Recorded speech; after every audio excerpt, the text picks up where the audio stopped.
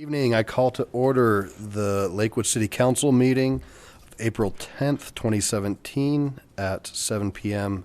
in council chambers. Will the clerk please call the roll? Paul. Here. Coop. Here. Wickman. Gutwein. Here. Franks. Here. Harrison. Here. Royball. Here. Vincent. Here. Abel. Here. Johnson. Here. Shakti. You have a quorum. Great. Thank you. I'd like to welcome everybody tonight. Thanks for coming out to City Council, and also like to welcome those who are hopefully being able to tune in to Channel 8 or will tune in later. If you do have a cell phone, I'd ask if you please could put that on silent. And let's stand for the Pledge of Allegiance and remain standing for a moment of silent prayer. Thank you. I pledge allegiance to the flag of the United States of America and to the republic for which it stands, one nation, under God, indivisible, with liberty and justice for all.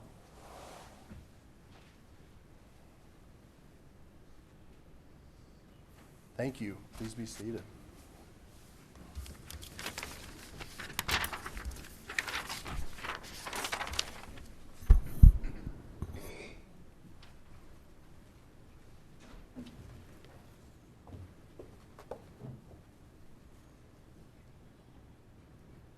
Clerk, please read item 4.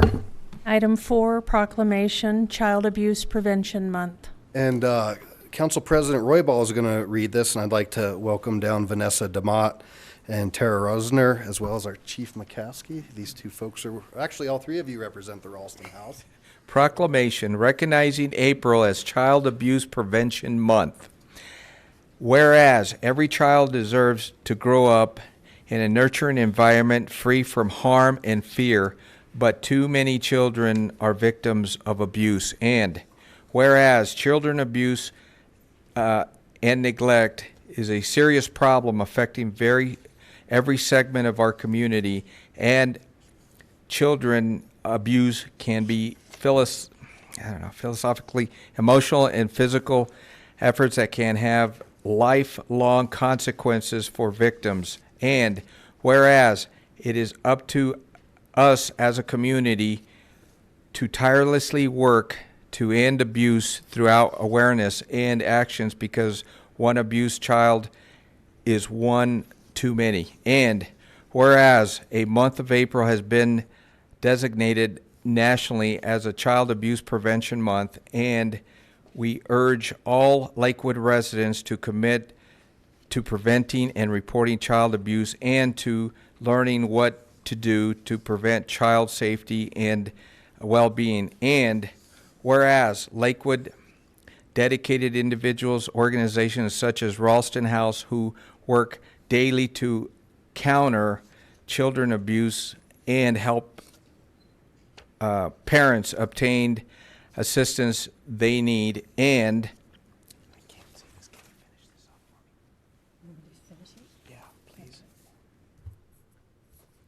And whereas effective services such as the Ralston House succeed because of partnerships among families, social service agencies, schools, religious and civic organizations, law enforcement agencies, and the business community.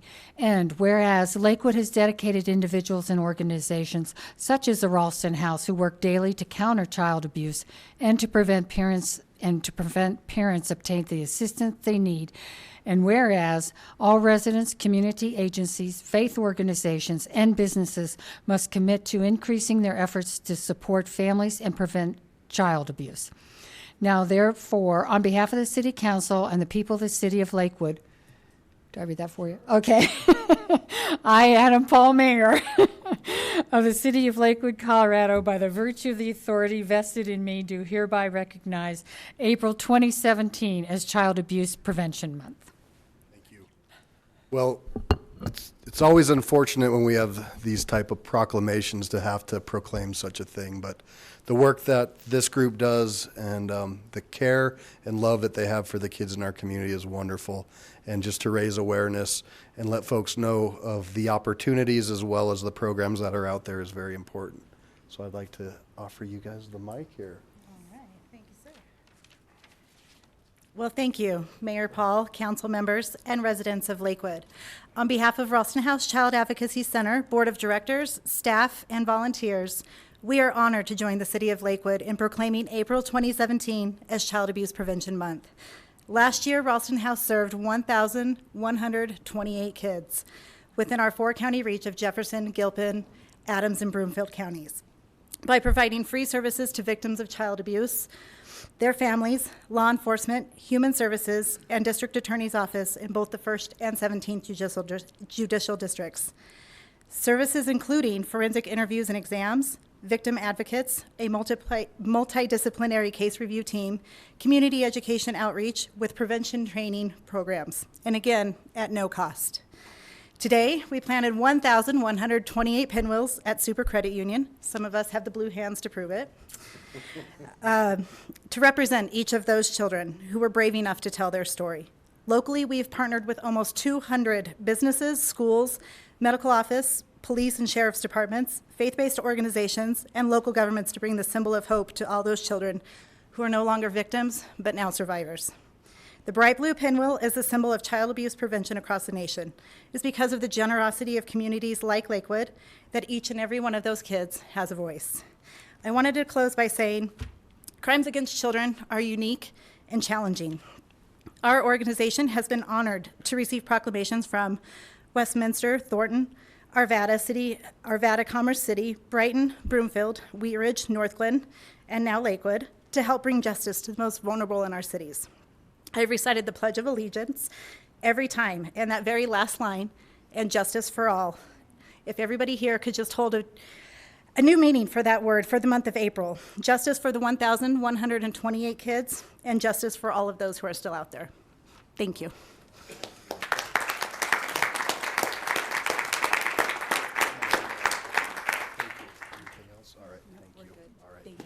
Well, and just actually before you go, people can buy pinwheels. They sure can. If they would go to Super Credit Union, they can make a donation there to support the garden, or anywhere you see them. Are you guys having them here at the City Hall? Or We do have some, I think, in the clerk's office, so that's great. anywhere you see them, yeah, absolutely pop in All and right. buy one. Thank you. Thank you. Thank you. Thanks, Chief. Clerk, please read item 5. in the Item record. 5, proclamation Parkinson's Disease Awareness Month. All right, and I'm going to ask Miss Deb Jones to come down. It's nice to see you again. All right. Mayor Pro Tem Harrison? Yes. Proclamation Parkinson's Awareness Month, April 2017. Whereas Parkinson's disease is a chronic, progressive neurological disease and is the second most common neurodegenerative disease in the United States. Whereas Parkinson's disease is estimated to affect 1 million people in the United States, with one person being diagnosed with Parkinson's disease every 9 minutes. The prevalence will more than double by 2030. Whereas Parkinson's disease is the 14th leading cause of death in the United States, according to the Centers for Disease Control and Prevention. And it is estimated that the economic burden of Parkinson's disease is at least $14.4 billion annually, including indirect costs to patients and family members of $6.3 billion. Whereas there is no objective test or biomarker for Parkinson's disease, and there is no cure or drug to slow or halt the progression of the disease. Whereas researchers, caregivers, and medical professionals are working to improve the quality of life of persons living with Parkinson's disease and their families. Whereas research, education, and community support services are needed to find more effective treatments and to provide access to quality care to those living with the disease today. Now, therefore, on behalf of the City Council and the people of the City of Lakewood, Colorado, I, Adam Paul, Mayor of the City of Lakewood, Colorado, by virtue of the authority vested in me, do hereby proclaim April 2017 as Parkinson's Disease Awareness Month. Thank you, Mayor Pro Tem. And again, another tough one tonight. But I think we've all potentially been touched personally by somebody in our lives who have gone through Parkinson's. And Ms. Jones brought this to our attention quite a few years ago now. Several years. And we appreciate your willingness to come forth, and I know you have a personal story, and you come forth every year to be a champion for this. So thank you and welcome. Thank you. I know you guys have a large agenda tonight, so I'll keep it short. As the proclamation said, there are 1 million people, Americans, diagnosed with Parkinson's disease in the United States. My husband, who lives in Lakewood with me, is one of those. One of his bridge players just last week was diagnosed with Parkinson's. So it is in our community, and it is important. One of the things, I have two things that I'd like to bring forth tonight. One is, as a city, I encourage the managers and the staff to learn about how Parkinson's affects your citizens. It's like a boutique disease. It's not one size fits all. It depends on each individual has different symptoms. So I encourage the city to provide that education to their staff. So as you're looking at programs and developing services for your citizens, you keep that in the back of your mind.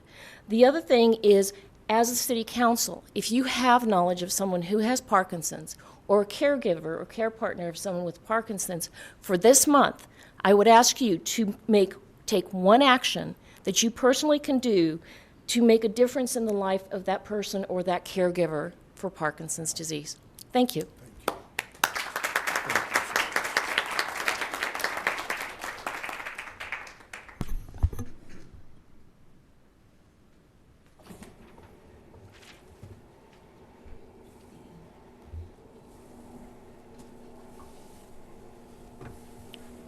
The clerk, please read number 6.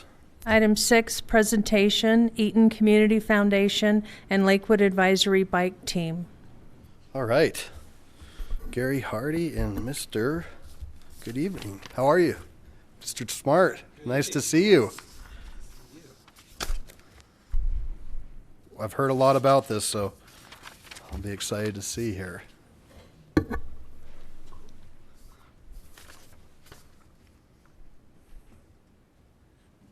Mr. Mayor and councilors, I want to thank you for this opportunity. Our purpose tonight is threefold. We would like to make sure that you're fully aware that Cycling Without Age is coming to the city of Lakewood just as soon as we can get a special rickshaw transported from Copenhagen to Lakewood. If there's any questions you have later, we'd be glad to answer those. Secondly, this is an opportunity for us to communicate to the community, both with people who are in the gallery and who may be watching on Channel 8 and on videotape on lakewood.org later on, to know about this. We hope we can inspire them to become involved either as volunteers or possibly make some donations. And then finally, at the end of our presentation tonight, we're going to make a very specific financial request of City Council. So with that, I'm going to turn the microphone over to David Smart and let him talk a little bit about Eaton Senior Community's mission and how they go about it. Thank you. Thanks, Gary. Good evening, Mayor Paul, members of council. Again, thank you for taking a few minutes to listen about this program. I think some of you are pretty familiar with Eaton Senior Communities. For those of you who aren't, we provide affordable housing and services for very low-income seniors. Probably average income across our buildings is about $17,000 a year. We're known for a variety of services that we provide on-site and a strong focus on wellness. And we look at all dimensions of wellness. I like to say and believe that our senior housing is a place where a lot of life happens. This is not a place where people go to die. So we were intrigued when Gary came and talked to us about the Cycling Without Age program. It's right up our alley. We made a presentation to our residents, and they were signing up immediately. When is this going to be here? So that kind of sealed the deal for us, and we decided to raise money. Eaton is committed to buying one of these trishaws and storing it. It will be a central place for volunteers to come and take our residents on a trishaw ride. So super cool. Thanks, David. As you know, we're the Lakewood Bicycle Advisory Team, and from here on out, so you're not here any longer than necessary, we'll just refer to it as LBAT. LBAT was formed in January 2015 with the specific mission of raising the bicycle-friendly level of Lakewood beyond bronze to silver, gold, platinum, diamond. That's our mission.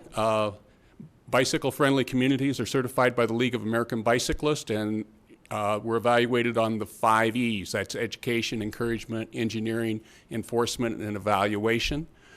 Our overriding theme is that bicycles are for transportation, and we want it to be done safely.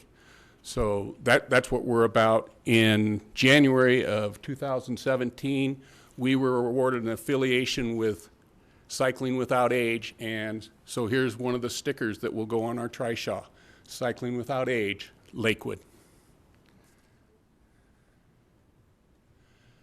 So what is Cycling Without Age? What's the backstory? It started with kind of a crazy idea. In 2012, Ole Casso, riding his bike to work every day like a majority of people in Copenhagen, saw an elderly gentleman sitting out in front of a nursing home, sporting a nice tan, with a walking frame, and he's thinking, boy, I bet this guy was riding when everybody was riding in Copenhagen in the 30s. How can I get him back on a bike? I wonder if he enjoyed bicycling as much as I do. And so one day he lived around the corner from this nursing home, and he rented one of these trishaws, and he showed up and he's thinking, I'm going to offer a resident a ride. And he's thinking, well, I could get thrown out on my ear. They may tell me to go away and never come back. He was greeted by a resident in staff, and he said, I'm a neighbor, and I've come to offer a resident a ride on one of these bikes. And the friendly staff member said, oh, I think that's a wonderful idea. Hang on for 1 minute. Came back with Gertrude 2 minutes later from the coffee room and said, Gertrude and I would love to go on a bicycle ride. Took him out for about an hour, brought him back in rare spirits, and he found that not only had Gertrude had a fun time, but he had had a marvelous time. Next morning, he gets a call from the nursing home director. He said, what did you do to Gertrude? He breaks out in a sweat, and before he can think of anything else to say, she says, Gertrude's been telling everybody about this ride, and now all our residents want to go on a ride. Long story short, the city of Copenhagen bought the first 5 trishaws and put them in 5 nursing homes, and it has grown to a worldwide phenomena. So I had a similar idea. I approached, I needed to find a partner in a nursing home, and I thought, boy, this could be a really short conversation. But I approached Eaton first, and they loved it immediately. So what are some of the outcomes? Well, I think this picture shows it so well. I love this picture.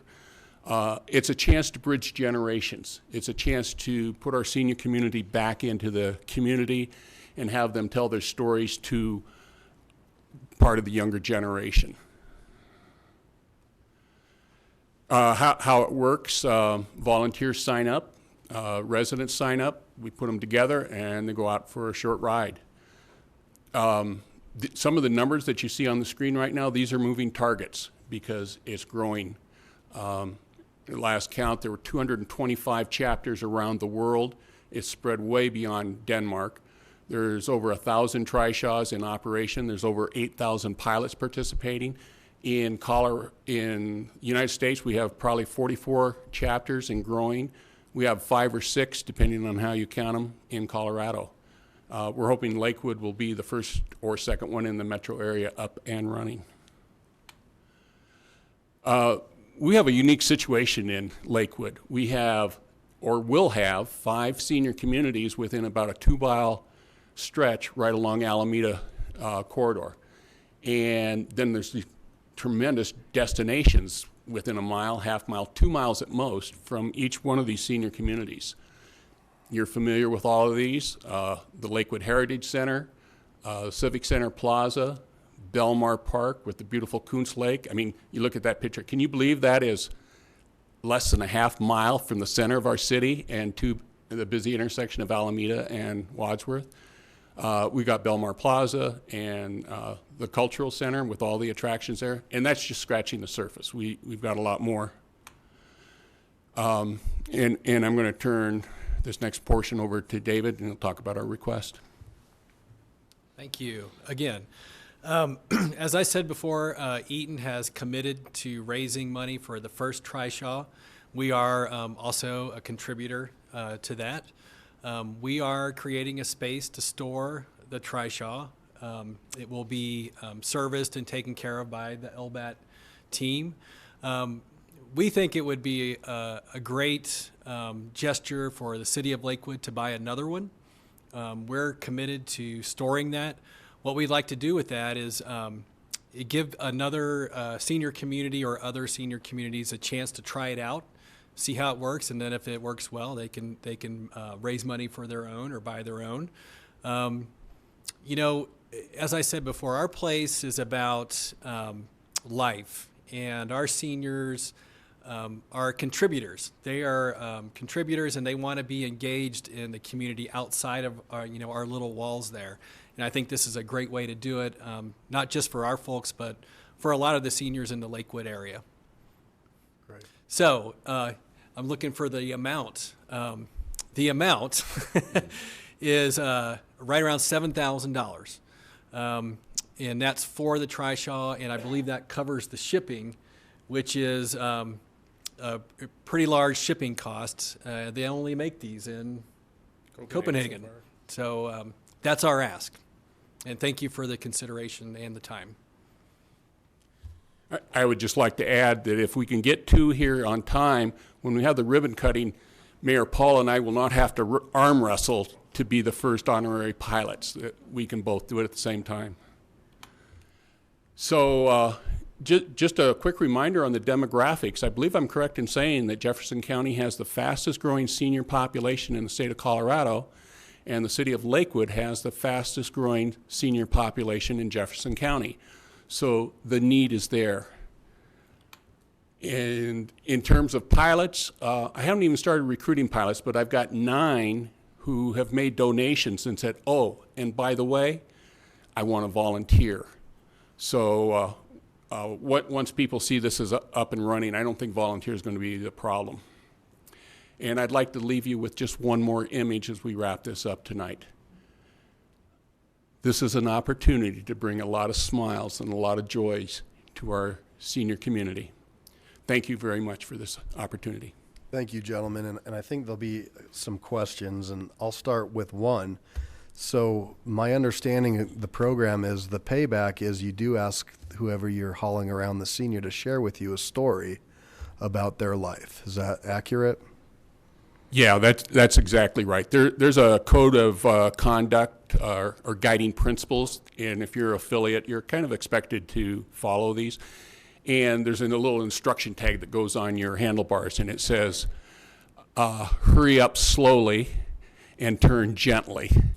And the idea is that you ride slowly and you converse with them. The nice thing about these rickshaws and the difference from pedicabs, which you may have seen downtown, the pedicabs are monsters. They're huge.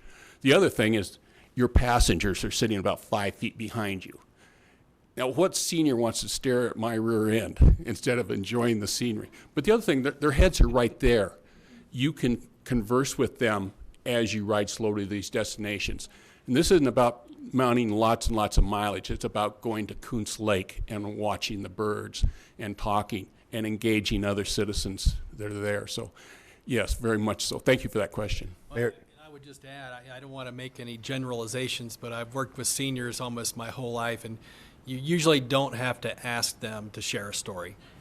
Well said, Mr. Smart. It comes pretty easily. All right. Mayor Pro Tem Harrison. My question, Gary, was what kind of training will your pilots have? Is there a specific program that they'll go through? Yeah. Obviously, we're carrying precious cargo, and we don't want anybody injured. We don't want to face any liability issues. I'm a league certified instructor, and I've been trained to teach safe bicycling practices. So we will talk about, even though we're going to be primarily on shared use paths, there's still hazards that will be encountered. So our pilots need to be fully aware of what those hazards are. And before they take a pilot out or take passengers out, we're going to go through a little training, let them get a feel for handling a three-wheel bicycle, let them get a feel for the electric assist, because the payload could be upwards 600 pounds, might be more than I can push. So, but yeah, we want to make sure they're fully comfortable with this. Pilots will be asked to go through a background check, and that's a requirement of probably all nursing homes before a volunteer is allowed to engage the citizens. So that's the program. Second question would be to Eaton Senior Communities. What kind of screening are you going to do to which patients or citizens do you allow to participate in this? Well, we provide independent living, senior housing, and assisted living. Usually it's just a volunteer basis. We'll probably have some sort of waiver that they'll sign. But we're not going to do much of a screening process in terms of physical ability. They live independently, just as if they were in any other apartment. So the concern that I would have is if this would be expanded to true nursing homes where the disabilities would be a little bit more serious, that could create some additional liability. The insurance agent part of me is talking right now. You know, you guys can do whatever you want to with that, but that would be my concern. There's so many great stories coming out of Cycling Without Age anecdotally. You know, some of these communities, including Eaton, also have memory care, and Ole loves to tell the story about they do take patients out with dementia, and I imagine, you know, if you're suffering from dementia, you suffer lots of frustrations, and it's hard for you to deal with that personally. And what they're finding is these patients with dementia come back to the nursing home in rare spirits. They actually lift the spirit in the community. And so that's one of the positive outcomes. In terms of, this is an amazing story. The first long trip they took was 300 kilometers. That's 180, 200 miles to us. They rode from Copenhagen to Hamburg, Germany. Took them 3 days. And the patients, they had 10 rickshaws, 20 patients, 15 volunteer pilots, and a lot of these people were in wheelchairs or had walkers, and a bus carried all this stuff, but the people forgot about it. And the other story that comes out of this is as they're traveling and going to bed, they weren't taking any medication to get to sleep at night.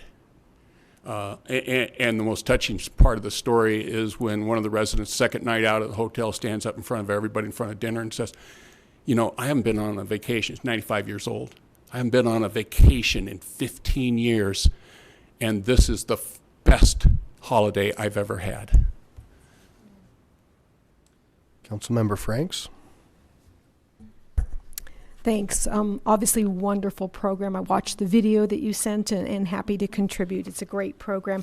I did want to touch on kind of is the bike master plan, which I know has been being worked on, does it account for like routes that planned routes? I guess I'm trying to understand, how do we make sure if we're on these shared paths, I'm thinking you're probably talking in traffic. So I'm trying to understand, how do we make sure that we keep people safe? How do we make sure that, there's controlled destinations, that type of thing? Has that all been thought through about those aspects? Well, yeah, that's a great question. I've certainly thought about it, and I've started shooting videotape. The nice thing about this Alameda corridor is we do have a shared use path along the south side. And the biggest hazard is that we'll cross some intersections. But for the most part, other than when you intersect with an intersection, you're away from traffic. And that shared use path gets us all the way into Belmar Park. Belmar, the community, has wide shared use sidewalks, which gets us into Belmar Plaza. It allows us to interact with cityscapes. And so, that would be part of the training, is making sure the pilots are not, Garrison is our major north-south, but I'm not sure we want to traverse, with 40-mile-an-hour traffic and just a bicycle lane. So again, our location is so unique because of how many destinations and how easy it is to get there. And the other thing about the Trishaw, it's about 1 meter wide. So, it's not going to take up that much space on the shared use paths. Wonderful. And then did want to find out, because it sounds like obviously my mother was in assisted living, and of course that can be, and then, senior housing, that can be a wide range of things. Do we have any mechanisms in place? Are you planning for people who may have special assist needs where, they might need to carry oxygen, other things where we're going to be able to accommodate people with a wide range of needs? Is that something, or is there certain parameters for that would they be able to be transported safely? Yeah, I do not plan on setting any parameters. I had a conversation with Sarah, who's the wellness director. She works for David. And she says, as we go through this process, I may make some recommendations about who it might not be suitable for. As we work through this, if there's somebody who really wants to participate, but there's some risk associated, I think we can get some guidelines so that the pilot knows, okay, if this happens, what do I do?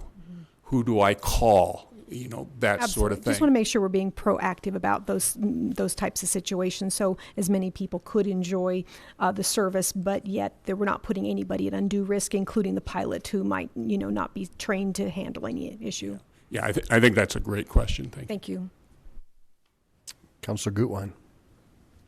Thank you. I just want to thank you so much for bringing this amazing program to Lakewood. I think it's so exciting that we get to be one of 44 locations in the U.S. to do this. So just really excited about it. When my grandma went to an assisted living home, it was really hard for her to lose that freedom, or parts of her freedom. And I think getting people outside and feeling that wind on your face will be a really great thing for our whole community. So I just really appreciate it. Thank you. Councilor Abel. I think it's a great idea. Tell me where I can catch the bus. You mentioned the Alameda corridor. Is there a long-range plan to expand this to other areas of the city? And any idea what kind of time frame that would be with our help? Yeah, obviously we're developing a transportation corridor just south of Colfax. The D10. We've got the community center near Wadsworth and Colfax, Clement Center. Is that?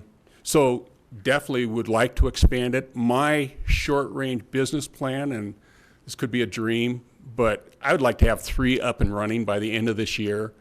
In 3 years, we could easily keep 10 of these running just on the Alameda corridor, and then see it expand beyond there.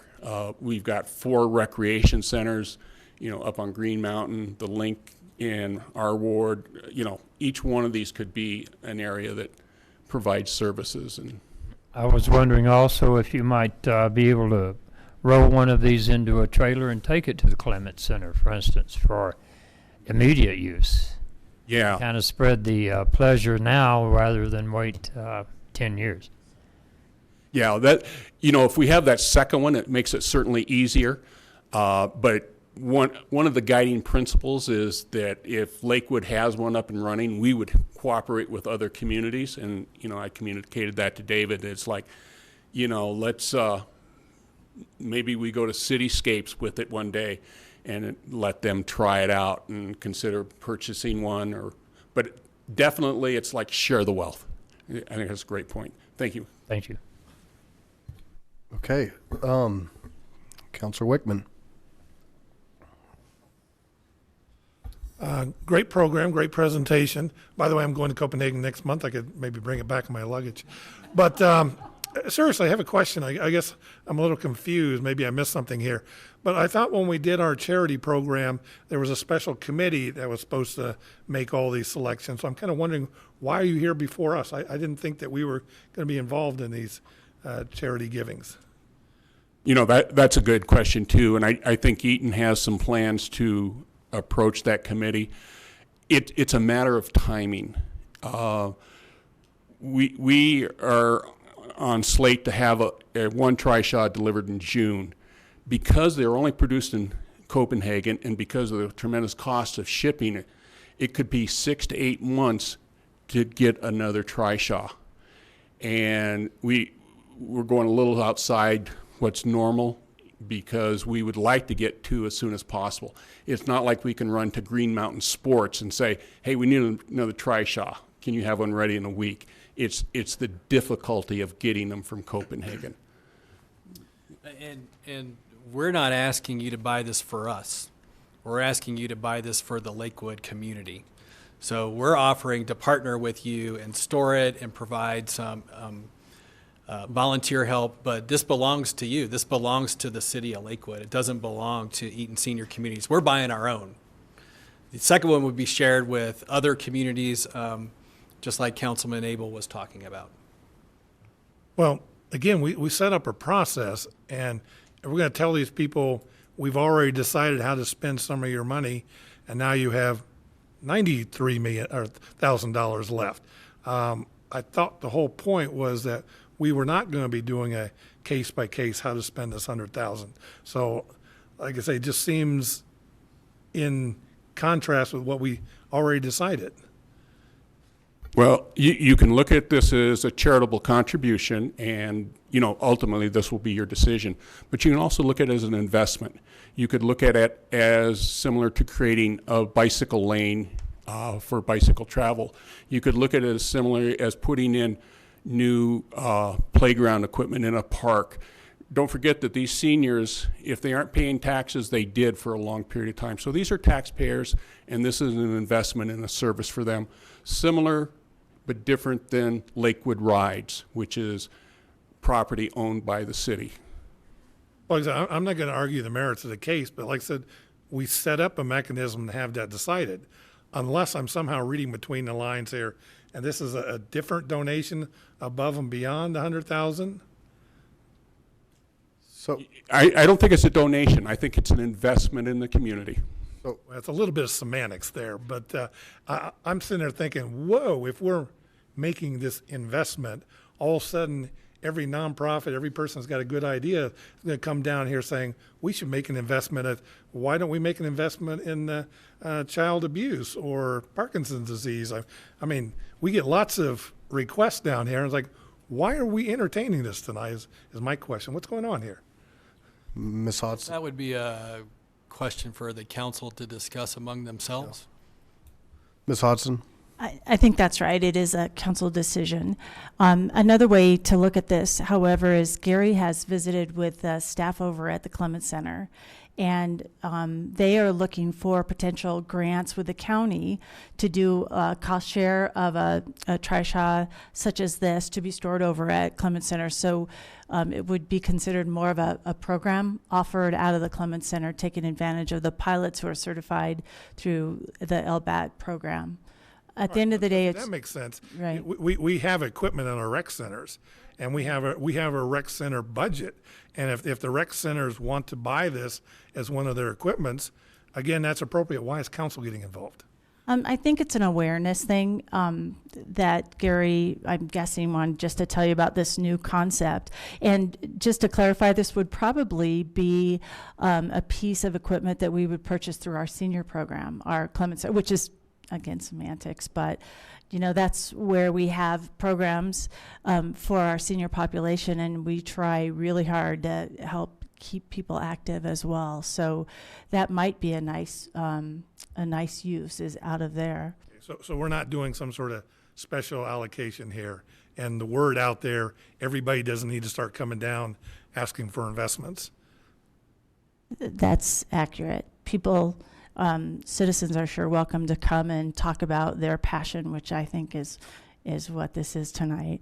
Can I make one other plug, and that is, there's a TED Talk that this Oleg individual does on the trishaws, and it's pretty impressive. If you haven't seen it, we ought to post that. It's pretty neat to see how these trishaws are put into action, as well as the whole intergenerational blend where people get to spend time with other generations. So, it may be semantics, but it really is an extension of a program. like at the Clements Center. Maybe we could do it at, I can't imagine having these at Green Mountain Rec Center. That's a quick downhill. You could write them up though, Councilor Wickman. Oh, it's not a special appropriation going on here or something? That's accurate. No, and that's a good question, Councilor Wickman. It's not a special appropriation. It's a awareness of a potential partnership that LBAT has explored with the city departments to see if this is feasible, and a presentation to share with the community. Councilor Johnson? Thank you, Mayor. I'd like to thank you for your presentation. Actually, this does sound like a very nice thing for seniors. And I appreciate you coming to us and telling us about it. It's a new program. And as a daughter and as a nurse, I can see the value as far as exercise and health and socialization and that type of thing. But I'd like to take a little different change of paradigm in the way that the city's role would be for this kind of operation. In that I think it would be a nice idea for us to have an article in Looking at Lakewood, talking about it, having a link for the video, and having a way for people to donate. And also on our web to have a drop down where you can see the video and donate in that respect.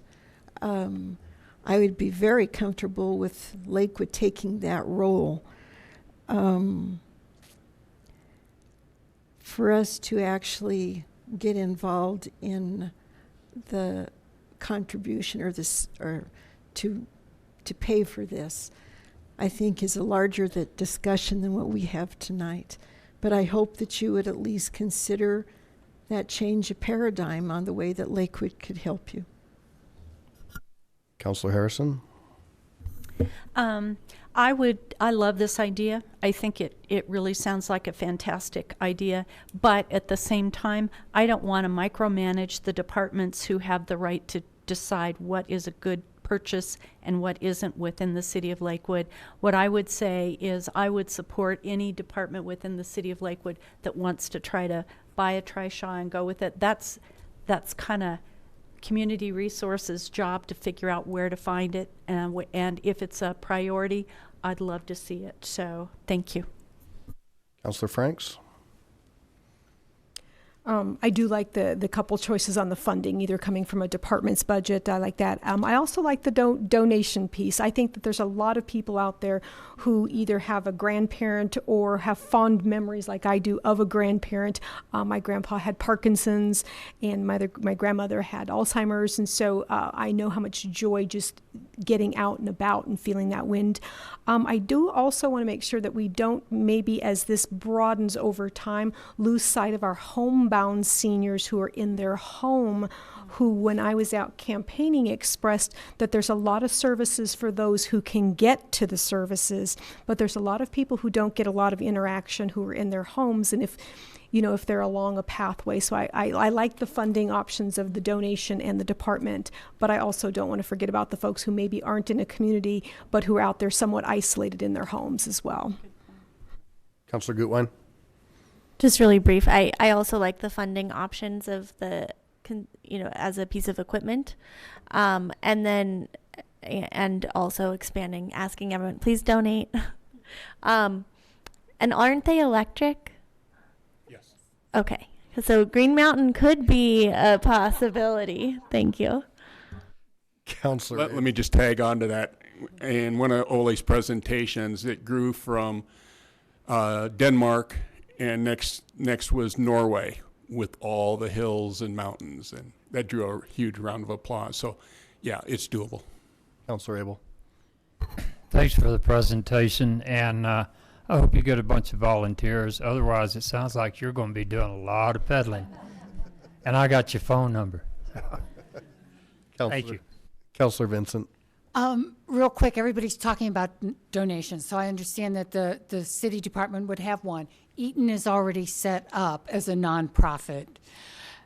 Have you thought about if people do have donations and you would go to another one, would you be a 501c3 a nonprofit? Because Eaton sponsors one, we have one. Where does the money go?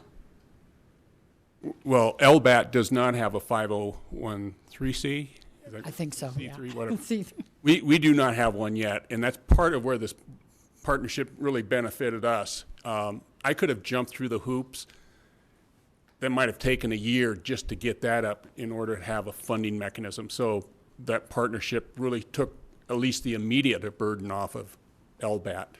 Okay, so what we'd have to do then, if donations exceeded the one, is probably go through Eaton and divert that into a.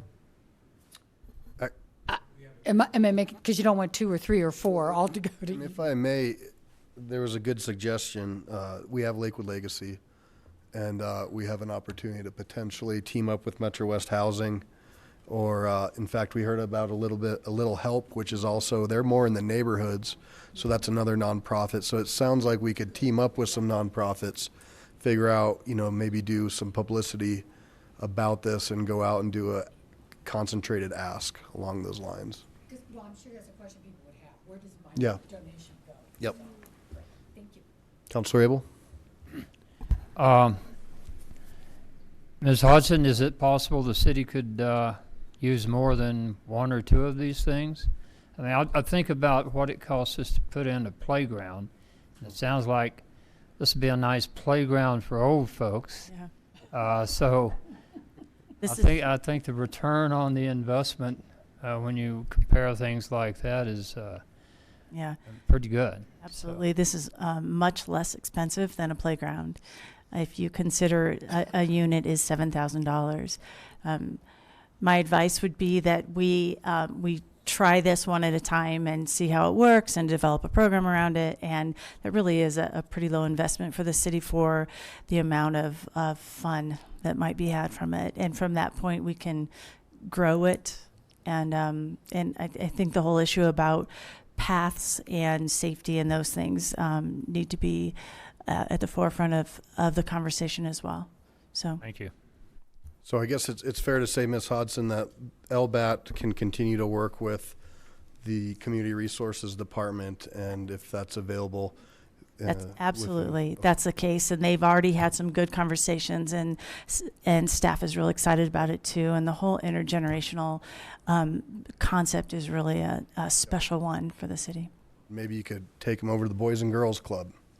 So, thank you, gentlemen, very much. Appreciate your time. I appreciate the mission, and look forward to potentially seeing where this goes from here. Sound good? All right. Thank you. Thank you. Appreciate your time. Yep. And for those who aren't familiar with Eaton Senior Communities, actually was a church that decided as they started to lose membership that they needed a better mission out in the community.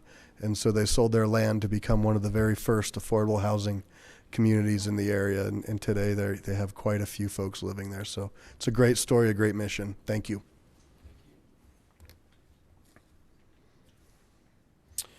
Will the clerk please read item 7? Item 7, Resolution 2017-17, appointing Tom Yockey and Vic Koloff to serve on the Board of Directors of the Lakewood West Colfax Business Improvement District. All right. I do not see Mr. Yockey. Is Vic here? Vic is not here. All right. I'll accept the motion. Thank you, Mayor. Mayor Paul, I move for the approval of the council minutes and order all ordinances introduced.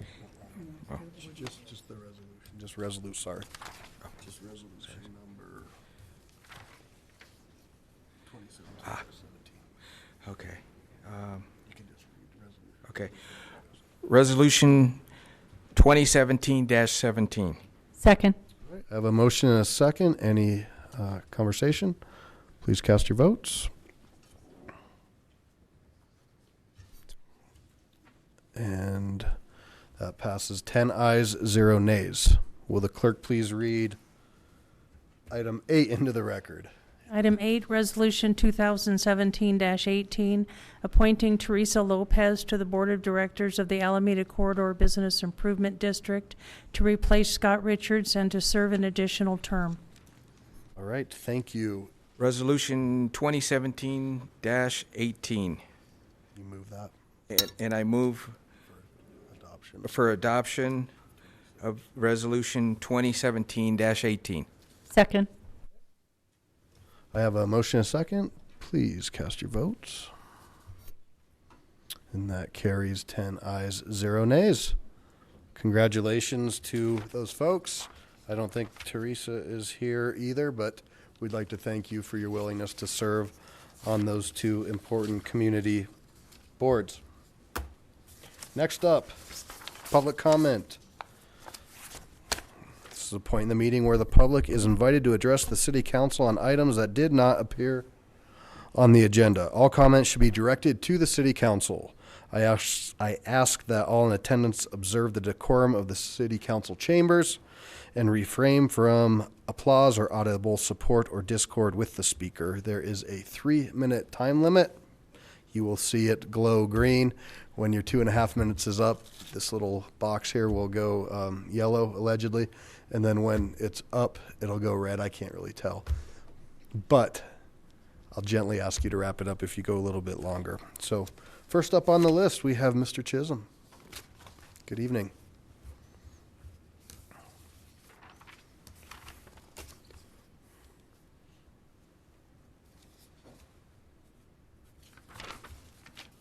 Welcome.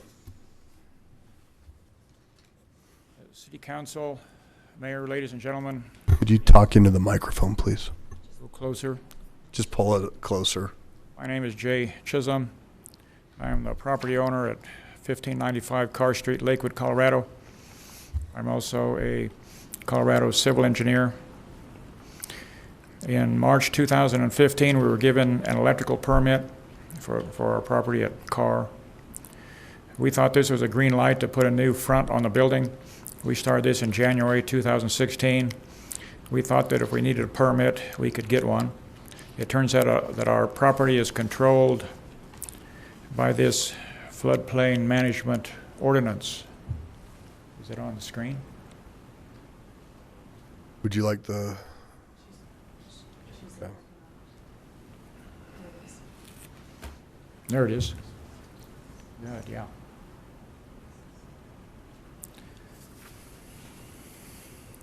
Do you want to... So in March of 2016, Ann Hine reviewed what we had done, and because we'd already constructed a wall there, said remove the wall. It is in the floodway. July of 2016, I scaled the map, the map that is regulated, the regulatory map of the ordinance.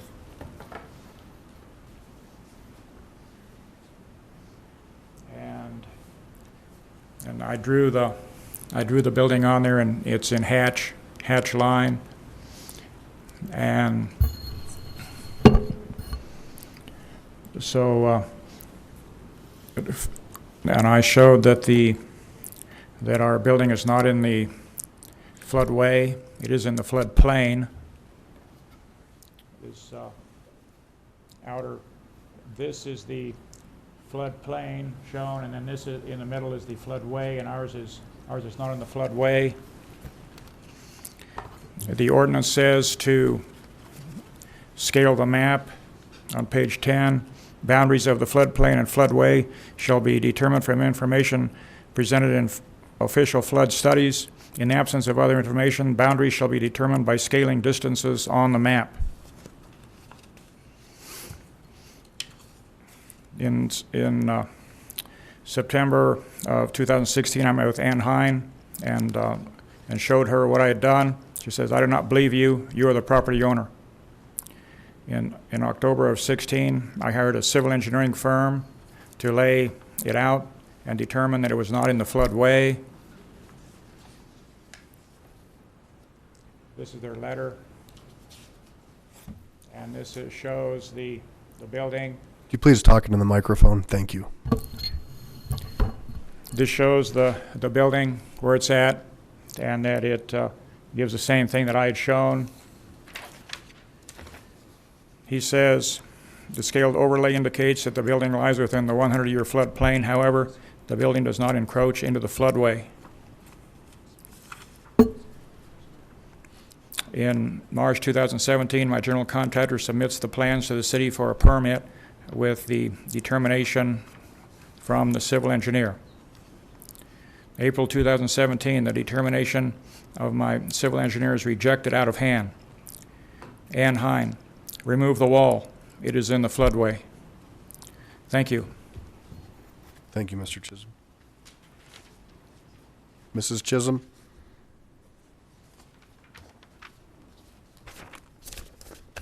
Good evening. Evening, City Council, Mayor Paul, all of the members.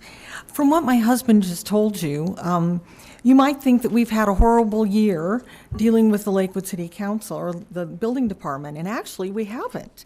We've had a really good year. We have 3 permits from them, 2 of which have been completely taken care of. We're working on the 3rd.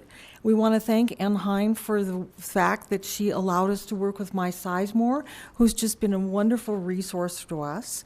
And we did all this work at this particular property because it needed to be done, and because eventually we really would like to get insurance. Because the thing that's keeping us from getting insurance is building this wall.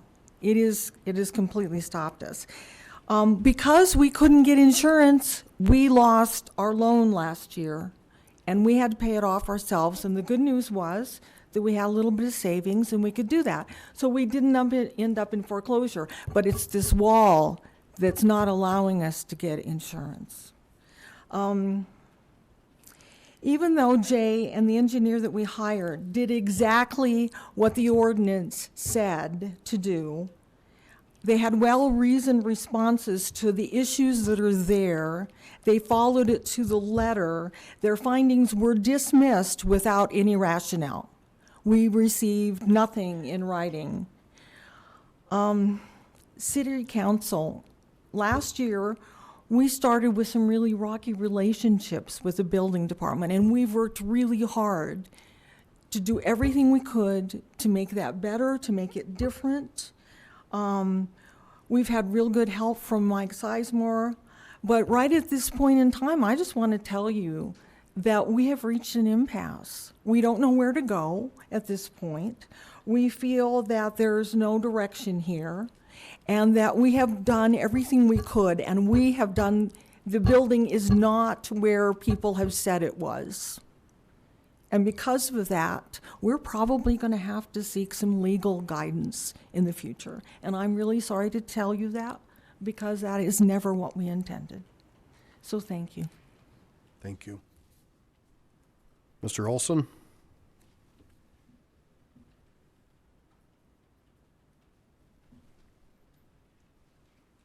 Good evening. Yeah, good evening. I'm Charlie Olson, 5852 West Pacific Circle, and I'm here to comment on an item that was on the March 27th agenda, item number 6, Advisory Commission for Inclusive Community Proposal, parking restrictions. So I'm here to talk about parking. The reason I'm back is that on the presentation that was made that night by Cindy, item 20 said, a petition form will be provided by the city staff for signature collection by neighborhood residents. I went to the city and there is no such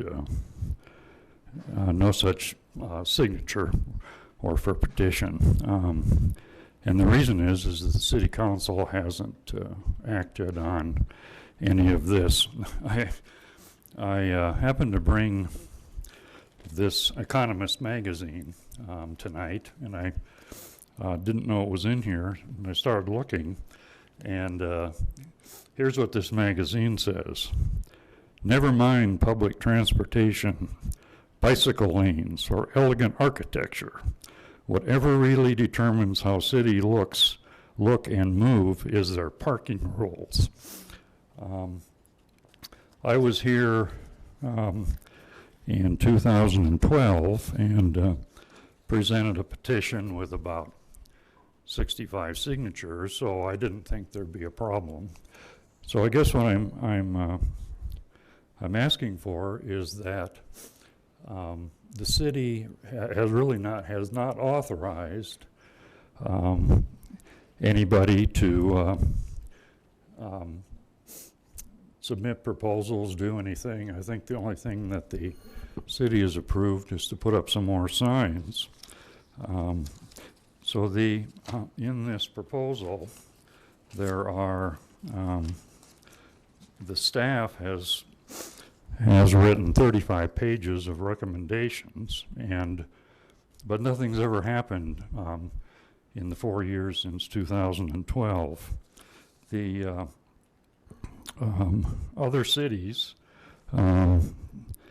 Colorado Springs, Boulder, Commerce City, Glendale, Denver has set up parking districts, and some of those are East Aurora, Columbine, East Ridge, Fairview.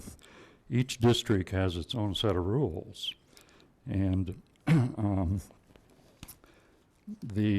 this parking study starts off by saying the City of Lakewood Code does not address lengthy, high-volume parking of visitors in front of private residential neighborhoods. So what I'd like to see happen is that on page 21, excuse my voice breaking up here, Public Works, and this is in the same study, Public Works recommends a single location pilot project prior to City Council adoption of a residential parking permit program. So I would like to see this body to authorize something to start happening as far as parking. I've got some pictures here. I don't know whether these pictures will show up. This is the front of my house this last Saturday morning, and you can see the string of cars. Another picture is the adjoining street, and you can see the string of cars this last Saturday morning.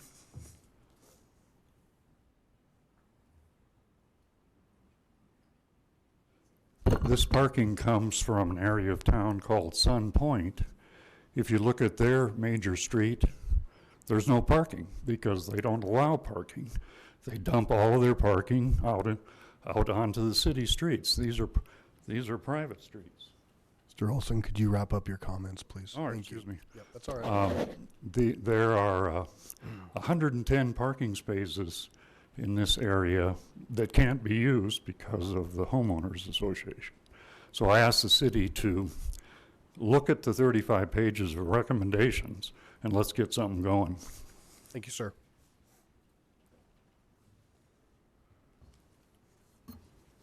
Barry Krebs?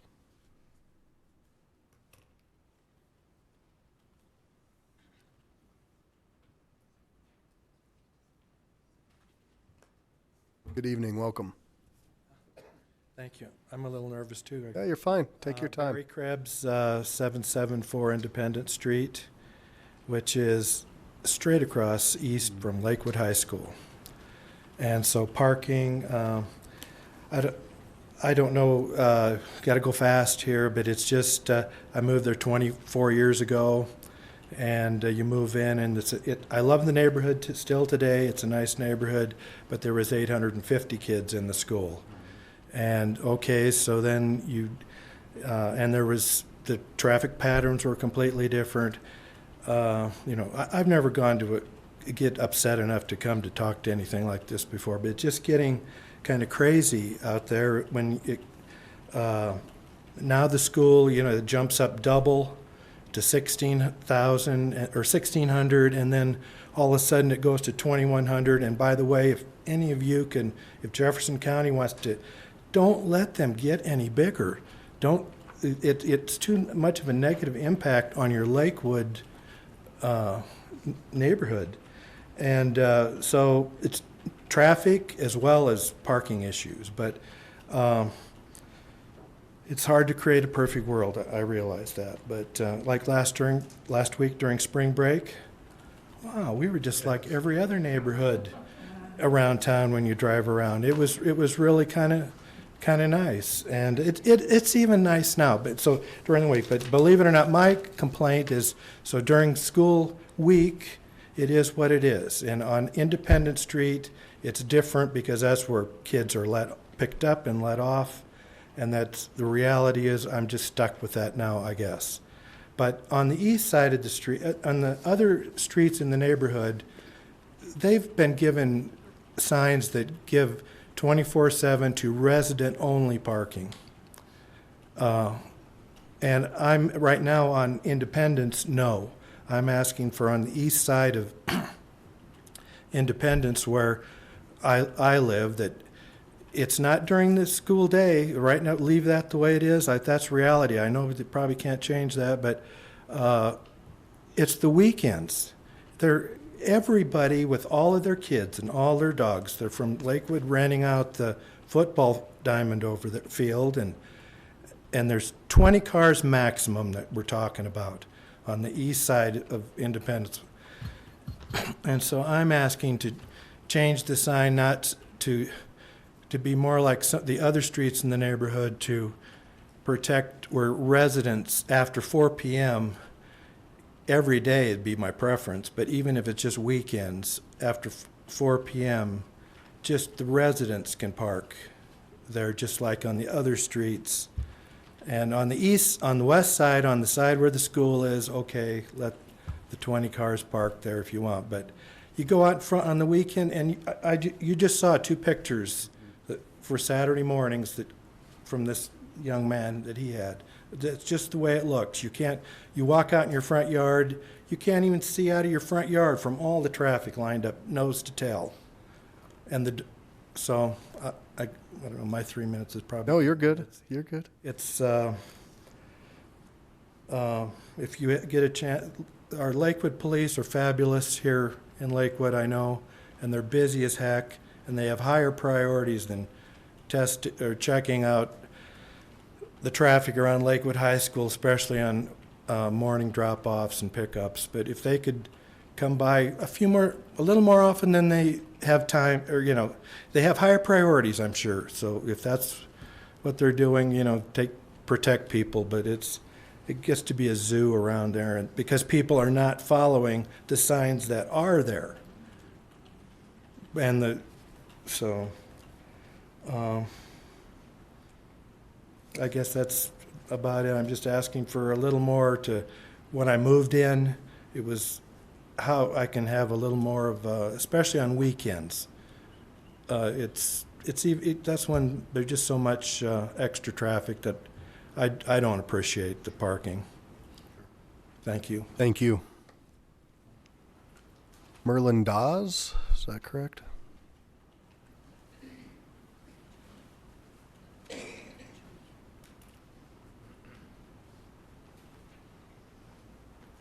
Good evening, welcome. Hi, I'm here for the same reason.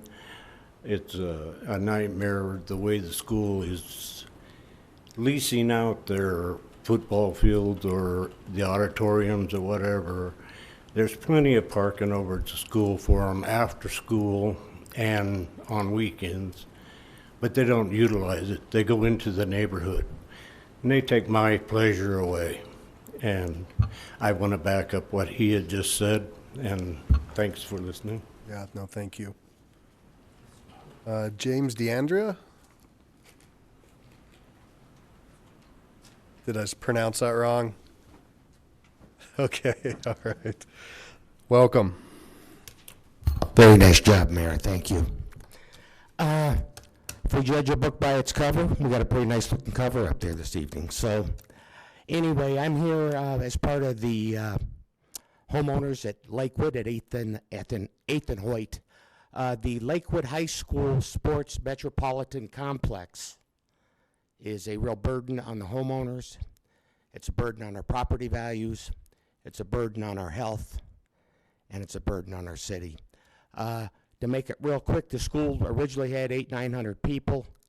They're now at 2,400 kids, and the school divided the parking lot in half. And now all those parents and the school tells everybody, use the neighborhood to pick up your kids. And it's wrong. We don't have any quality of life anymore. The police no longer come to help us because it's such a problem. With this amount of traffic, you would think there would be officers there for egress to help with traffic in the morning. It's basically like a Bronco game. You have policemen there to help with traffic flow. And in all honesty, the parents are doing nothing wrong. They're trying to pick up their kids. The principal of the high school has the janitors in front of the high school with a green vest telling the parents that they can't pick up their kids. And I don't know where our money goes as taxpayers, but I think it's a sad day when a parent is no longer allowed to go to the high school to pick up their kid. It's a problem. Some of you folks are aware of this. Some of you folks are new, but I wish you would please consider what we're going through. And trust me, if you guys lived over there, you might feel different. Thank you for your time. Michelle Brower?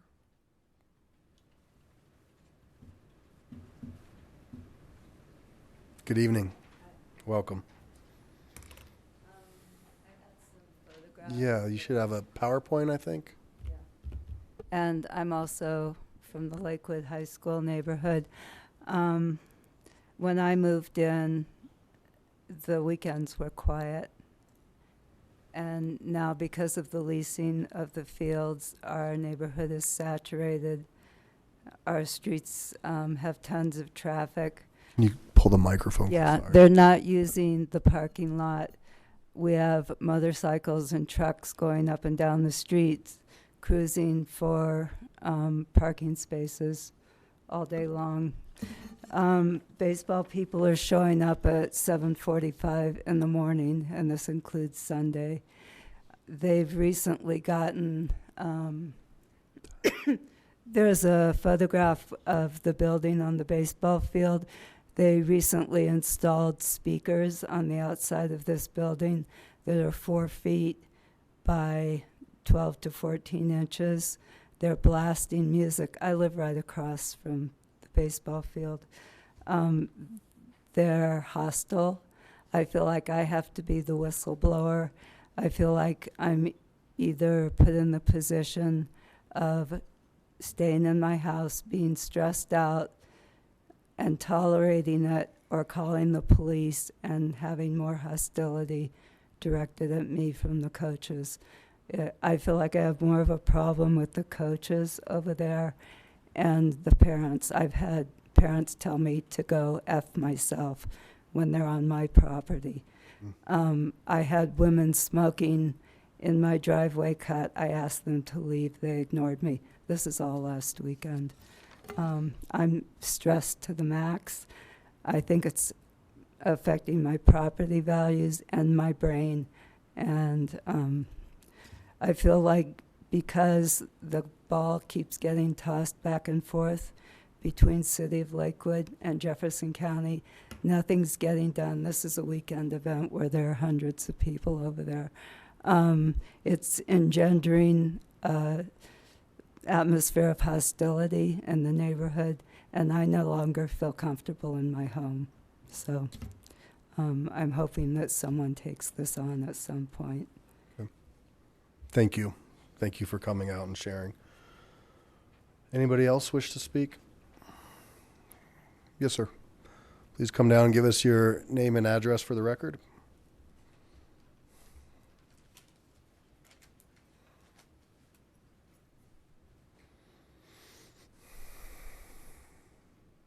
Good evening. Good evening, Mr. Mayor and distinguished council members. It's a pleasure to see you all. I stood in front of you back in 2013. Excuse me. I'm sir. Brian. Could you? Nope. I was just gonna, Thank you. I'm Brian Weishar, and I live at 9500 West 9th Avenue. It's in the corner of Independence and 9th Avenue. I'm on the football field from Lakewood High School. Charlie Olson I talked to many times, and he's got a valid point over in his Ward 3. Councilman Roybal knows all about that. And me and Charlie have talked many times about the parking issues. This document that you have that you're going to be looking at more in depth, and I really want you to look at it hard and long. I think it's well written from the Advisory Council of Inclusive Community, and I'm asking for your help, please, because these people who have come tonight, I kind of organize a lot of the stuff around our community. And a lot of them have told me they're going to move away from Lakewood. They don't like it anymore. They want to sit on their back porch, have a cup of coffee, listen to the birds, maybe see some squirrel running around. You can't do that anymore. It's gone. Our lives are gone.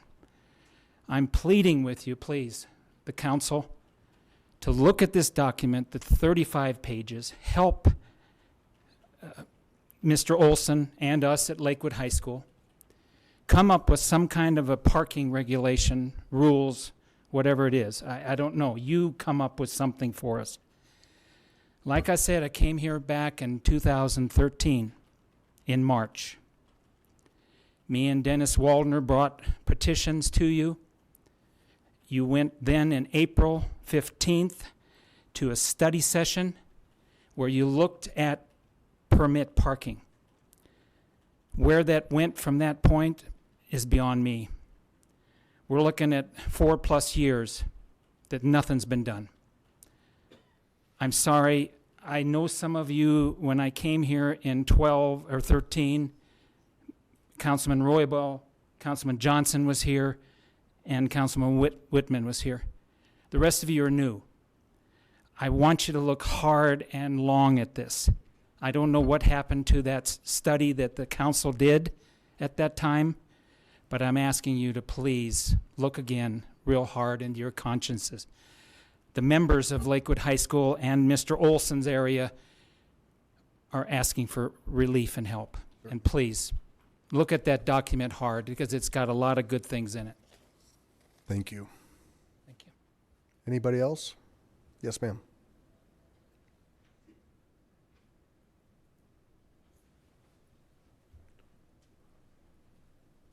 If you could give us your name and address, that'd be great. Thank you. Welcome. Thank you. This is the first time I've ever done this. Good. Take your time. My name is Kathy Pangle. I live at 855 Garland Street. My husband and I are proud homeowners at 855 Garland Street. When we purchased our home, we thought, my gosh, we had an angel on our shoulder. We moved into a beautiful neighborhood. How lucky were we? It isn't like that anymore. And we're very upset about what's happening. And I know there's a lot of things on the news about being bullied. Our neighborhood's being bullied. And it's got to stop. The speeding has increased horribly. And I've called numerous times, unfortunately. The Lakewood police know me well, I think. Only because we've got a new generation of brand new kids coming in. And we walk on our streets. We talk on our streets. We know our neighbors. We love our neighbors. I don't want anybody to get hit because somebody was in a rush to get to school. We asked for a speed bump on 8th. There was something put up temporarily to show the speed limit. And that was apparently not worthy of what we're going through. It's crazy. Somebody is going to get hurt. And I just kind of wanted to know how many people have to get hurt or killed before we actually decide that we need to put a little speed bump. I was told that 8th Avenue is the main route to get up to the high school. Well, we've got a speed bump on 9th, and it has not caused any issues with the fire trucks or the emergency vehicles getting up to the school. And I would like to have a speed bump put in on 8th. I think it would help detour a lot of people. It's just scary. I love our neighborhood. Our neighborhood is beautiful. And my neighbor across the street was going to come over with me, and she just got her car broken into. And she is very upset, and she suffers from a couple of things that would make her spurt out stuff that she wouldn't want to because she's emotionally distressed. And she looked at me and she said, Kathy, why did this happen? I don't get it. I don't understand it.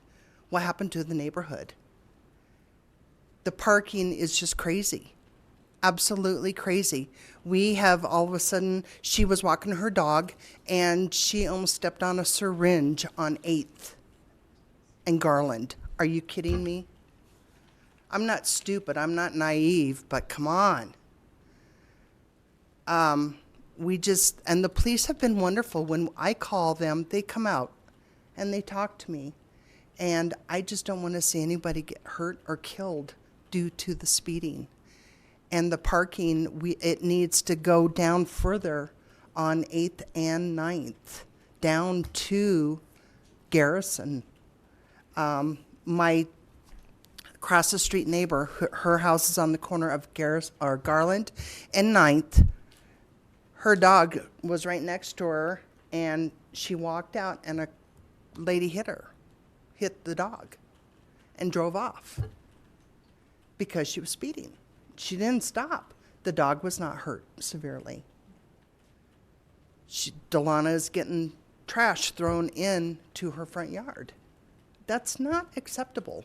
The kids are grabbing the apples, and now I guess the big thing is you make apple bongs.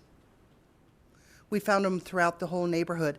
Ask anybody who is in our neighborhood, and you will find apples everywhere, and the kids are smoking pot and then just throwing the apples in our yards. It's just not cool. I love our neighborhood, and I want our neighborhood back. Thank you very, very much for your time. We love your neighborhood too. Anybody else? Sorry, public comment. It's only one time, but thank you. Anybody else? All right, with that, I'll close public comment. The Chisholms left, and I'm going to encourage them to continue to work with Public Works. I think we'll get somewhere, and they've been very patient, and we've worked hard to address that. For our Lakewood High School friends, loud and clear, we really tried to do a lot of different things, and we tried to find a partner in the school district, which has been non-existent. So our city manager is working on a fast reaction plan to do something in the short term that'll be aggressive, and then we're going to take a look longer term at other areas like Mr. Olson's. But within the next few days, we could potentially see some changes that will alleviate some of the issues that you're dealing with. Ms. Hodson? Yes, and if you'll allow me, I can speak to some follow-up conversation that we've had internally as a result of the March 27th meeting after we got the ACIC report. We're hoping to have some, like the mayor just said, some quick, at least partial solutions over at Lakewood High School. We continue to communicate or try to communicate with the school district at different levels. What we'd like to do is have a comprehensive conversation with City Council, and it would be kind of grouped in 3 different ways. One, to talk about parking concerns around all of Lakewood High Schools. Then also parking concerns around residential areas, as example, Sunpoint, et cetera, where there's some real conflict and some problems as it relates to parking in front of people's homes in a chronic manner. And then finally, you've expressed an interest in talking about the parking requirements that we put on developers and from a zoning matter perspective. So we wanted to have a study session really looking comprehensively at all of those. There are a lot of options that we're considering, and some of which were mentioned today. I'll mention 3 in the hope that helps you kind of create some other kind of thoughts in your head as we have these conversations. We're thinking about The obvious, which is restricted areas through signage, that's an option. Another one is, I believe Mr. Olson spoke to it, establishing a formal parking permit program. We would want to talk that through. What does that mean? What are those, how does that happen? How is that administered? And finally, I know there was a recommendation from a citizen recently that had talked about parking limitations through designated timeframes. So I just wanted to kind of spur some ideas here to be thinking about when we have this study session. It hasn't been scheduled yet, but we're hoping to do this in the near future here. And any other kind of options that people have, we're more than willing to listen to and talk through so that we can have some relief for our residents and people feel like there's some solution. So I just wanted to mention that. Thank you. And so again, to reiterate, there'll be some temporary relief hopefully coming shortly for our folks near Lakewood High School. Is that correct? Thank you. Sorry. Yes, that is Okay. correct. And remember, you had also asked for a joint meeting of some form with our school district, and you know we need to solicit their help here as it relates to parking issues around the schools, especially when we hear about behaviors that aren't attractive at all for our residents. So that's very concerning, and we need to keep that conversation open. We'll keep trying. And so we will not be waiting until that happens. We will get that going sooner than later, and then hopefully be able to expand it further through other means. Councilor Abel? Thank you, Ms. Hudson. That timeline is one of the things I was going to inquire about.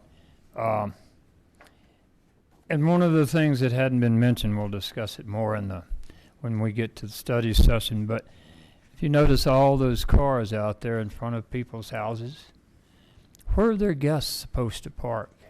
Their guests wind up parking a quarter mile away, and you know, some of them are probably reluctant to visit again. So there's, on the other hand, the high school students and other folks are our constituents as well. But people need to be able to enjoy their homes. So thank you folks for coming and talking to us today. Charlie, I'd like to get to your problem as soon as possible as well. So thank you. All right, so I'm going to go to the consent agenda. The use of the consent agenda has been made to expedite council action. It contains both resolutions and first reading ordinances. And it looks like on this one, it's just 2 first reading ordinances. First reading ordinances appear on the agenda only for the purpose of setting future public hearing dates and ordering the newspaper publication of the proposed ordinance. No public comments will be heard this evening on first reading ordinances. The public will have the opportunity to comment on the proposed ordinances during the scheduled public hearings on the dates set tonight by City Council. Any council member may request an item on the consent agenda be removed for separate discussion and action under general business. Will the clerk please read the consent agenda into the record? The consent agenda consists of items 10 through 12 inclusive. Item 10, Ordinance 2017-7, approving sole source purchase in excess of $50,000 of auto theft task force vehicles and a supplemental appropriation to the 2017 annual budget. Item 11, Ordinance 2017-8, authorizing a supplemental appropriation to the 2017 fiscal year to fund detoxification services through Arapahoe House until June 30th, 2017. And item 12, approving the City Council meeting minutes of January 9th and March 27th, 2017. Okay. Ms. Johnson, do you have a question on the consent? Actually, I just wanted to piggyback on what Councilor Abel had to say. Oh, sorry. It's not just only their friends that cannot come. Visiting nurses cannot park. People that have oxygen cannot get the oxygen to the people's home. You've got kids that are blocking the driveways. They can't get out for their doctor's appointment. It's not just friends that are trying to come. It's serious. Absolutely. So two quick things on the first reading ordinances. We will have a presentation on May 4th about the supplemental appropriation for detox. That has to do with the Arapahoe House. And Ms. Hodson, will there be a presentation on the auto theft task force? So at second reading on April 24th. Okay. There will be for both the purchase vehicles of the auto theft task force as well as the funding for the Arapahoe House or the detox operation. Thank you. Sure. Mayor Paul, I move for the approval of the council minutes and order all ordinances introduced on first reading to be published in the Denver Post with public hearings set for the date included in the ordinance, all of which are included in the consent agenda items introduced into record by the city clerk. Second. All right, we have a motion and a second. Any discussion on the consent agenda? Seeing none, please cast your votes. That motion carries 10 ayes, 0 nays. Will the clerk? Item 13, Ordinance O 2017-7, setting the salaries of municipal court judges and amending sections 2.20.050B and 2.20.050 of the Lakewood Municipal Code pertaining to compensation of the municipal judges. Thank you. I'll now open the public hearing on ordinance 2017-5. Nobody's indicated a desire to speak. Seeing none, I'll close public comment, and I would like to just turn it over to the chair of the committee, Councilor Vincent, and see if you have any comments before you'd like to make a motion. Yes, thank you. I'd just like to say what a joy it was. We had a presentation from the municipal court, and I think the whole committee was very, very impressed at how proactive we are and how innovative we are in new programs and new dealings. I think it's something that all of Lakewood should be extremely proud of. We have some of the first in the city, some programs. And I'd like to thank the other committee members, too. Would you like to make a motion to adopt ordinance 2017? I make a motion that we adopt ordinance 0-2017-5. Second. All right, we have a motion and a second. Any discussion? Seeing none, please cast your votes. And that passes 10 ayes and 0 nays. Will the clerk please read item 14? Item 14, Ordinance O 2017-6, an ordinance endorsing the projects and project funding levels in the 2017 Annual Action Plan for the Community Development Block Grant Program. All right, so before we open the public hearing, we have a presentation by Amy Dietnecker. Come on down.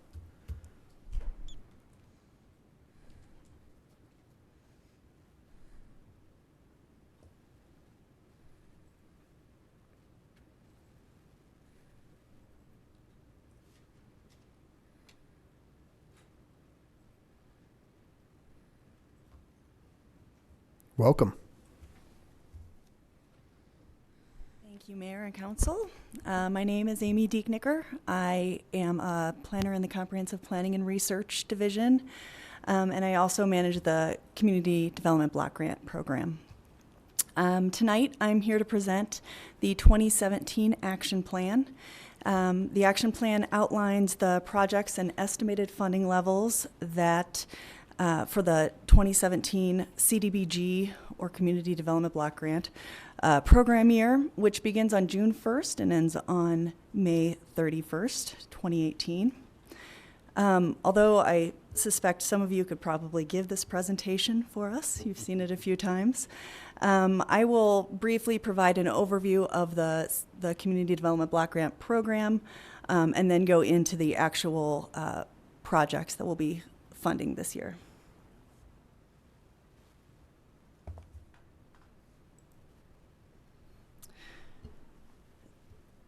Thank you. The Community Development Block Grant, or CDBG, is a federally funded grant administered by the Department of Housing and Urban Development. It is allocated to cities, counties, and states to be spent locally on local community development and affordable housing projects. The annual allocation amount is based on a formula that's derived from population, income, poverty, and age of housing stock data. It then is allocated each year annually to the city of Lakewood. Lakewood has received funds since 1974, which was the beginning of the program, and we get approximately $850,000 annually. In order for any sort of project to be funded with CDBG, it needs to meet one of the 3 national objectives. It must either benefit moderate and low-income people, reduce or eliminate slum or blight, or address an urgent community need, which is most often a natural disaster. In Lakewood, the majority of our projects are funded by using the first objective, which is to help lower income people. In Lakewood, this would be a family of 4 earning $64,000 or less. That would be considered 80% of the area median income. The projects can also qualify if they're located within a census tract that where the majority of the households earn 80% or less of the area median income. On the map here, those are the census tracts in red.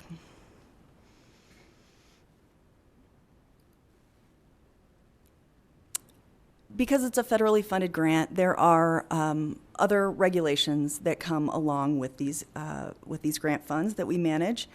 Some of them include obtaining environmental clearance before any funds can be used. The funds must be spent in a timely manner. Construction projects must adhere to fair labor standards. We follow a public participation plan. And then the actual annual allocation, there are some caps attached. 20% can be used for planning and administration of the program, and only 15% can be provided directly as a direct service. Every 5 years, HUD requires entitlement communities to identify the greatest housing and community needs within one community. Once those needs are identified, then each subsequent year of the 5 years, the projects that are proposed in those action plans must then address those priority needs that were identified in the consolidated plan. In 2015, Lakewood was the last time we did our consolidated plan, and the priority areas were neighborhood improvements in those target areas, housing, rehabilitation and improvements, and supportive services for low-income and special needs people. I included a map here to just give you an idea of the types of projects and the location of where we used our CDBG money in 2015, which was the last full program year.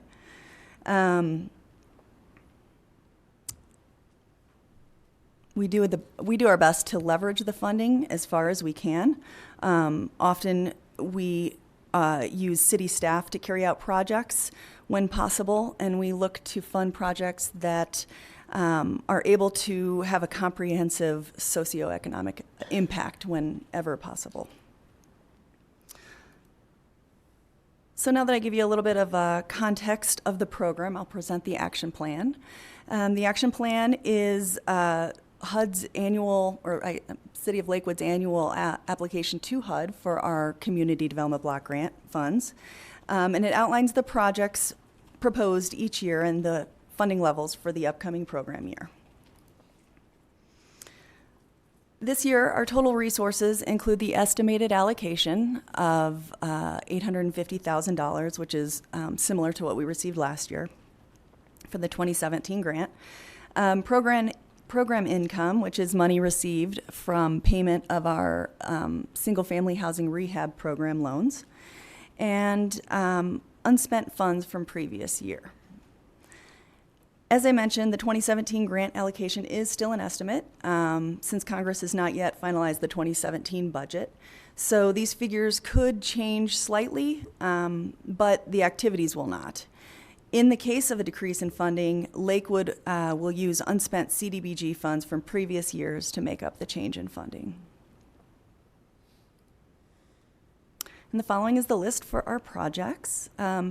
As we have for many years now, we budget for repayment of the Section 108 loan, which was a loan that helped to fund the improvements to Ray Ross Park and to build the Head Start facility near 11th and Lamar.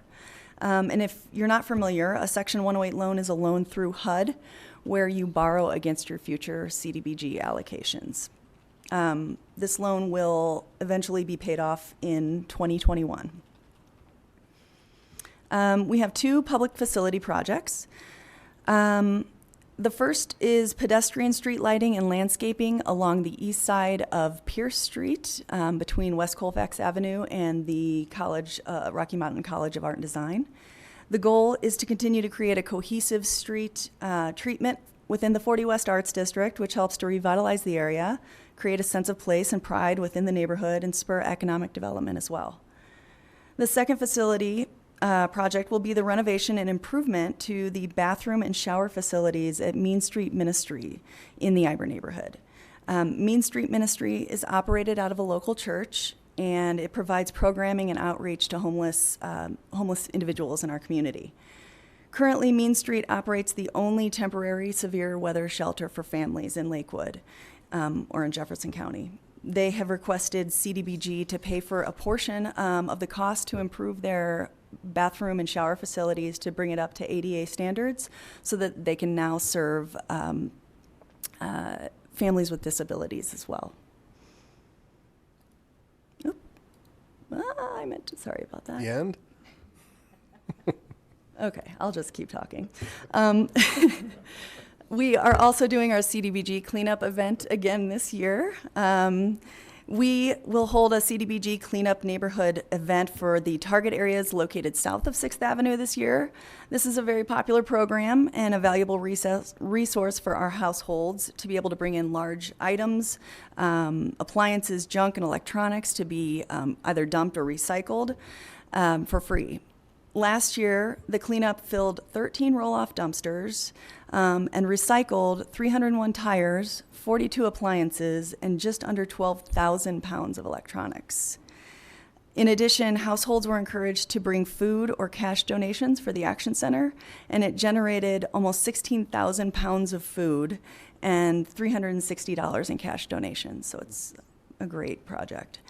We're also doing, we're helping Metro West Housing Solutions put in a play structure for their newest community that is being built at 5800 West Alameda, which is a major renovation to repurpose a vacant office building into a residential apartments that will house 155 families when finished. Our single-family housing rehabilitation program, which we've run for many years now through a contract with Jefferson County Housing Authority, provides low-interest loans and grants to low-income homeowners to make necessary improvements to their homes. Last year, 14 homeowners were able to make improvements to their homes through this program. Our supportive service projects this year include child care scholarships for low-income families attending Head Start. We were able to provide 260 scholarships last year through this program. And then again, we're doing our self-sufficiency program, which is also a very good program that provides services for residents living within Metro West Housing Solutions properties, where they learn important life skills to become self-sufficient. Programs include case management, after-school programs, nutrition classes, financial education, first-time homebuyers classes, and other transportation resources. Last year, over 139 residents participated in those activities. And then our third and final supportive service project will support the Salvation Army's transitional housing program, where families are going to be able to be provided temporary rental assistance coupled with supportive services so that they can work on their individual housing and employment needs, so that they can then get back onto their feet and into stable and sustainable housing. And then the last project is our CDBG administration, which provides for the salary and benefit package for 1.5 full-time employees to manage the program, in addition to paying for all the costs associated with planning, oversight, and management of the program. And now I will request that City Council endorse the action plan tonight and approve the ordinance. Thank you, Ms. Dietnicker. Appreciate that. Always appreciate the update and seeing and hearing about some of these great projects. You did make a comment that this could change slightly. This could change drastically. If, I mean, the proposal now would be to do away with community development block grants. Is that correct? I believe that the recent proposal for that the president put out did away with the block grant starting in 2018. Okay. So 2017 has not been discussed. It hasn't been decided at this point. So this year we're good, and then I know some of our delegation, our state delegation, is already starting to advocate for the need for these. Okay, thank you. Councilor Johnson. Thank you, Mayor. I appreciate what you're doing and appreciate the projects. A lot of good comes from them. I'm probably the only person up here that doesn't understand this. You mentioned a couple times that money had not been spent. Please talk a little bit about that. What happened and why? And sure. As I mentioned, we have had this grant for since 1974, and throughout that time there have been projects that haven't moved forward, or projects that don't use all of their funding, and it accumulates year after year, and because we do have timeliness standards, need to continue to use that whenever possible. So there is I guess you could call it a line of credit of unspent funds within our account that we will continue to spend down. so the money continues to accrue interest and then just sits in an account? No, there's no interest accruing. It's basically HUD's system, HUD's banking system, where we draw money each month as we spend on these projects. If you do not spend the money, please help me, this isn't my thing, numbers. If the money is not spent, then the next year, do you still get the very same amount even though you haven't spent money? Yes, the program, the rule with the program is that as long as you don't go over 1.5 times the annual allocation amount, then you are in compliance, and we've not had a problem with that. Okay, thank you. Mayor Pro Tem Harrison. Thank you, Mayor. Thank you, Amy, for all your work on this. I think this reaches out into neighborhoods and is really, really felt, and it's necessary. One thing that I was going to ask is, you talked about one program within the CDBG that improves homes for seniors. Tell me what you do in that particular project. Are you putting grab bars in, or are you trying to help them stay in their homes? What's going on? It's a mix of a lot of emergency types of grants, hot water heaters, sewer pipes, things of that nature, as well as grab bars. Sometimes they are able to do bigger jobs where they'll do a roof and install some energy efficient windows and things, handicap ramps, things of that nature. And I'm assuming that there's a grant process that a family would have to go through to be eligible for that project? Yeah. So the city of Lakewood, we pretty much just pass through the funding to Jefferson County Housing Authority, who manages the project. So when I get calls from citizens about this program, I direct them to the program manager there, and then they're then taken through to see if they're eligible for the program. Okay, thank you. All right, any other questions? All right, seeing none, I'm going to open the public hearing. Nobody's indicated a desire to speak. Seeing none, I'll close the public hearing and ask for a motion.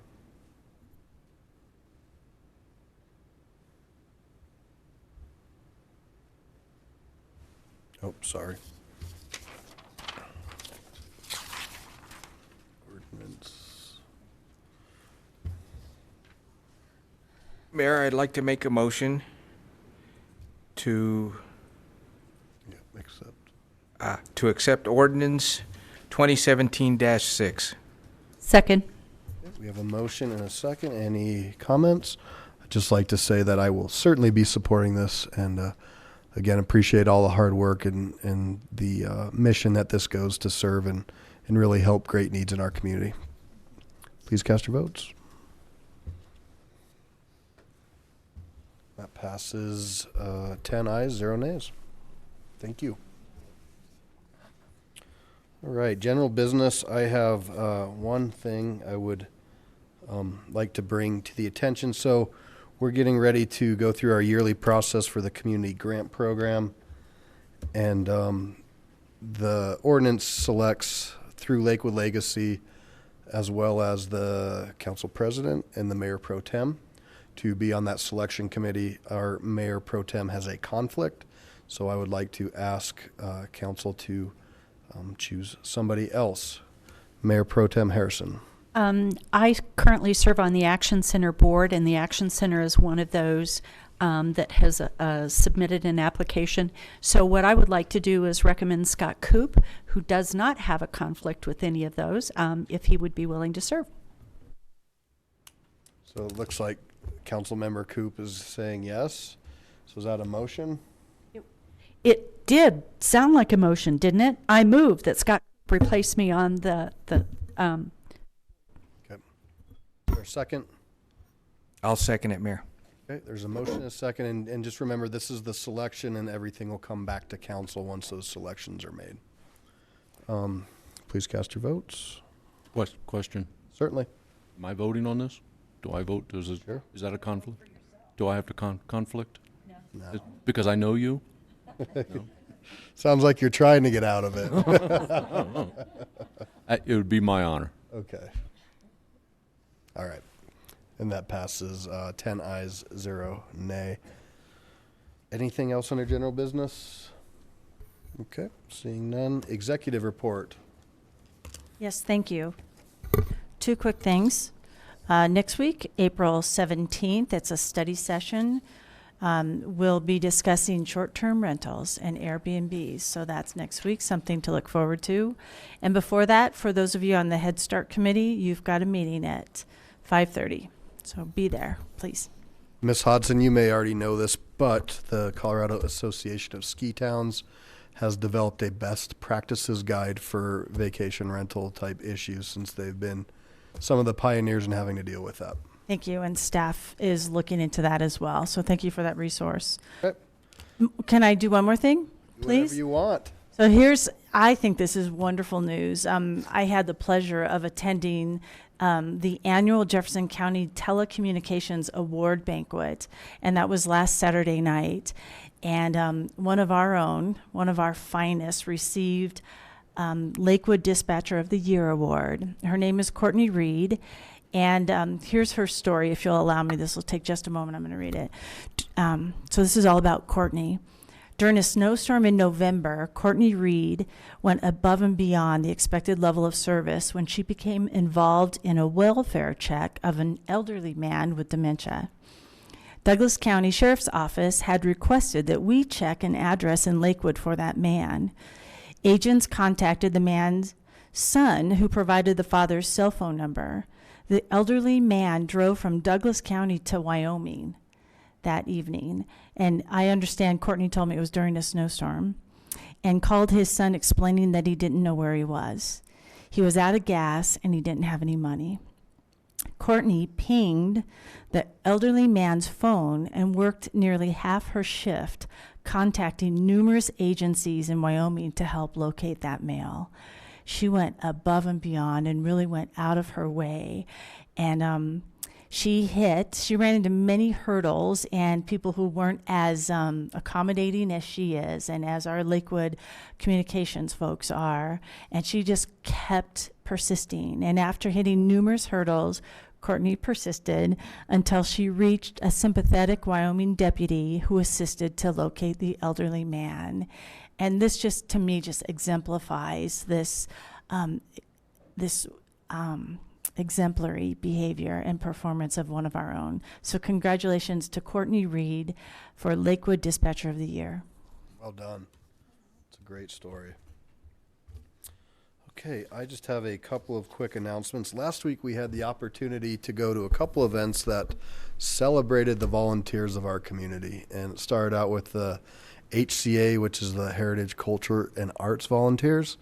And I think they calculated their hours of over 15,000 hours and maybe $300,000. It was the price tag that put. Folks who just care about the community, and many of us had the opportunity to go to the Mardi Gras themed event. And then on Thursday night, we celebrated the volunteers on our boards and commissions and had a lot of fun. And some people got to sing, whether they wanted to or not. But that was a lot of fun. And we really do appreciate all the volunteers who give a lot of time to make the city what it is. And I had the opportunity to pop into the ACIC retreat on Saturday and chat a little bit with that group. And by the way, they're waiting on assignments from us. So that is a reminder. In your inbox, you'll see a email from Heather Bergman, the facilitator. If that came last Thursday night, the sooner you go through that, the sooner we can start to look at those different things. And then last, but certainly not least, I want to congratulate 40 West, West Colfax, Travis, your group, Roger Wadnell, especially Alexis Moore, for this fantastic award that that Lakewood received, the Impact Award from the Urban Land Institute on Thursday night as well. And that celebrates just some amazing things that are continuing to take place. And part of the highlight of that was the art line. So it was a really cool event. I wasn't able to be there because we were celebrating our volunteers, but it looked amazing. And it's a pretty cool award. So congratulations to all those involved. Mayor Pro Tem. I think you hit them all. Thank you. Council President Roybal. A report. Mr. Coop, nothing.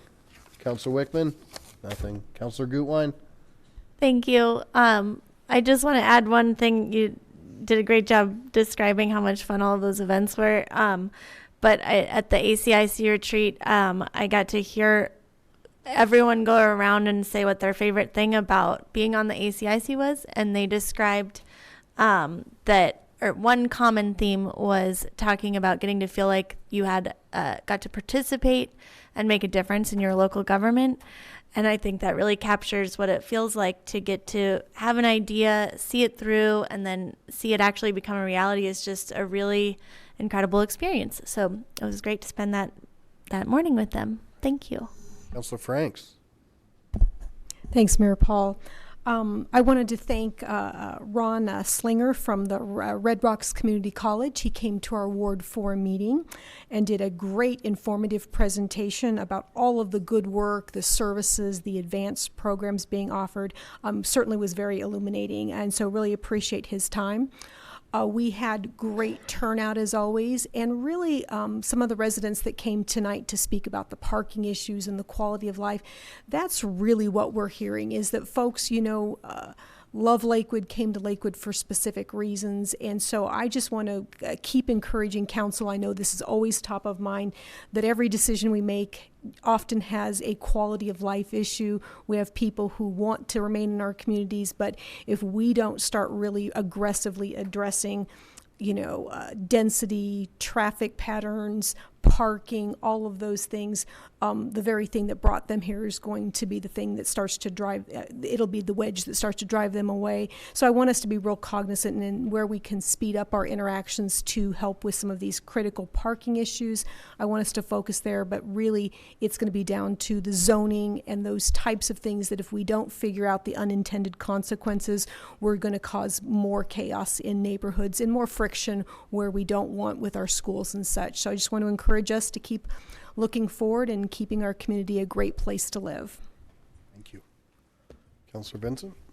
The Ward 2 City Councilor meeting is at 7:30 a.m. at 1580 Teller on Wednesday. And several of us had the opportunity to welcome, I'm going to read the whole name, Pure Colorado Pros Kitchen, grand opening on Saturday. Gene has been responsible. He's just a wonderful community member. This place is open for food trucks, for catering.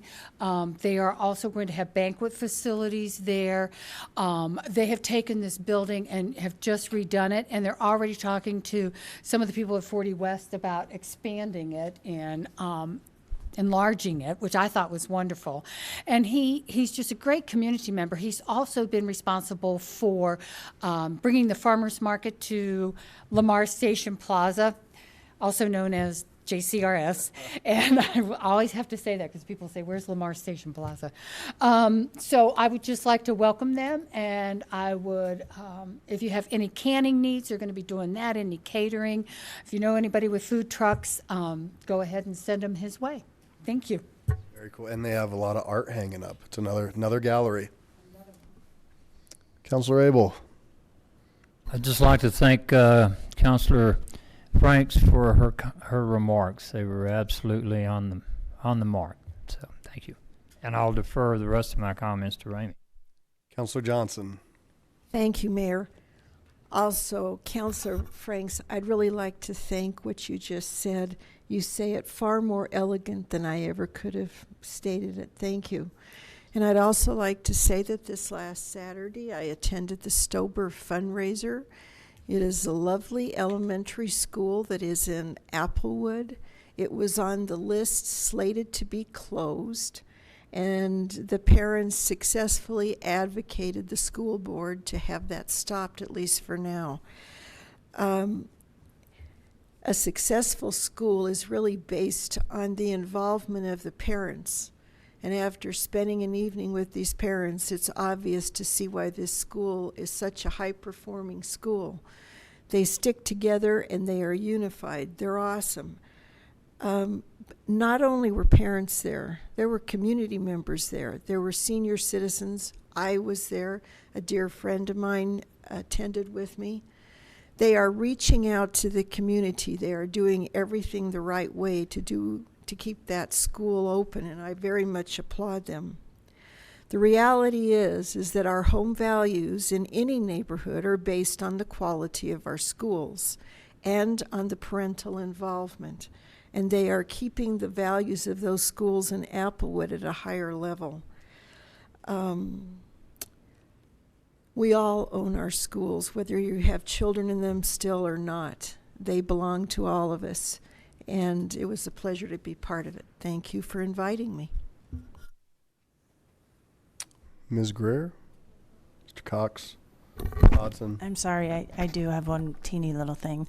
At our last meeting, I misspoke and said that we're going to start advancing your agenda packets beginning a week earlier, beginning May 1st, and it's actually June 1st. And the reason for that is May has 5 weeks, so that allows us to take the 5th week to start doing the packets a week earlier. That'll make it much easier for staff as well to prepare. So starting June 1st, your packets will be delivered to you and to the community a week early. So forgive me for misspeaking, and thank you. Thank you. Well, anything else for the good of the order? I will thank our police agents who ducked out, and I'll welcome one of our friendly reporters, Joe, who decided